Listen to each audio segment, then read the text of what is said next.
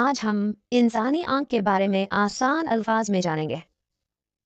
आंख एक हैरत अंगेज अज़ू है जो हमें दुनिया को देखने में मदद देती है। सबसे पहले बात करते हैं कॉर्निया की।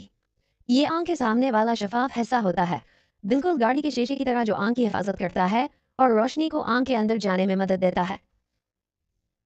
इसके बाद आता है आइरिस, जो आंख का रंगीन हिस्सा होता है। ये प्यूपल का साइज कम या ज्यादा करता है। प्यूपल वो सियाह गोल हिस्सा होता है जो रोशनी को आंख के अंदर जाने देता है, जैसे दरवाजा रोशनी के लिए खुलता हो। अब बात करते हैं लेंस की। ये आंख के अंदर एक साफ और शफाफ हिस्सा होता है जो रोशनी को सीधा रेटिना पर मरकूज करता है।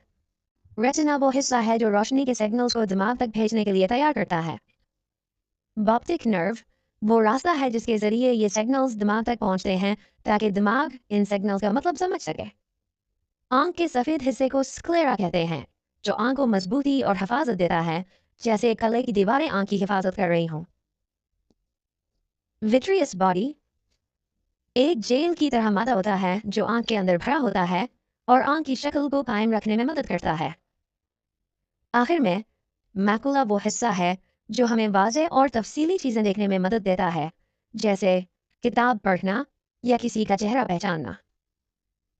तो ये थी इंसानी आंख की साख्त, जो बहुत अहम काम करती है और हमें दुनिया को देखने की सलाहियत देती है।